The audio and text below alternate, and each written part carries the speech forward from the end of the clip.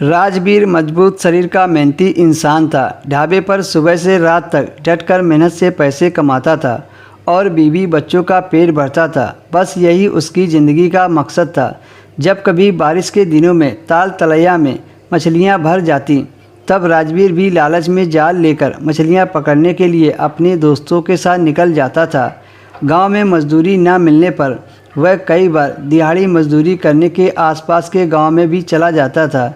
तब उसकी पत्नी रश्मि अकेले ही सुबह से रात तक ढाबे पर रहती थी। लंबे काले बाल, गोल उठे उभार, सुडौल बदन और तीखे नैन की नक्श रश्मि करीब 25 साल की थी। वह दिखने में गजब की माल लगती थी। राह पर चलने वाले लोग उसके ढाबे में एक कप चाय जरूर पीकर जाते थे।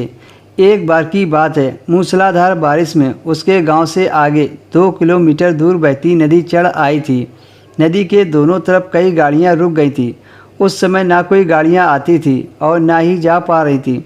वह रोज़ ग्राहक के इंतज़ार में अपने नैन फैलाकर बैठ जाती थी, पर एक एक करके 3 दिन निकल गए थे और एक भी ग्राहक न भटका था। ऐसे में रश्मि एक एक पैसे के लिए मोहताज हो गई थी। वह मन ही मन खुद पर बरसती कि कई दिनों से तो हमारे ढाबे में बहुनी तक नहीं हुई। उधर उसका पति राजवीर भी पिछले 7 दिनों से गायब था।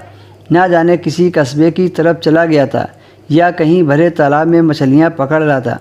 अपने पति का ध्यान आते ही रश्मि सोचने लगी कि किसी ज़माने में वह कितना तंदुरुस्त था, पूरा गबरू जवान लगता था।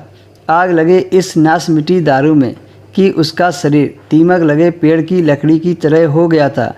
अब तो वह नशा करके आता और बेकार ही झकझोर कर आग लगाता था। खुद तो खराब पटाखे की तरह बिस्तर पर फुस हो जाता है और रश्मि रात भर प्यासी मछली की तरह छटपटाती रहती है। कभी कभी तो राजवीर खुद ही कह देता कि रश्मि, अब मुझ में पहले वाली जान नहीं रही है। तुम कोई मर्द तलाश कर लो जिससे हमारे ख़ानदान को एक चिराग मिल जाए। तब रश्मि राजवीर को बोलती, चुप हो जाओ, आपको शर्म आनी चाहिए ऐसी बातें बोलने में। तब राजवीर अपनी पत्नी रश्मि को समझाता, अरे शास्त्रों में लिखा है कि औलाद पैदा करने के लिए घड़ी दो घड़ी किसी पराये मर्द का संग लेना कोई गलत नहीं है।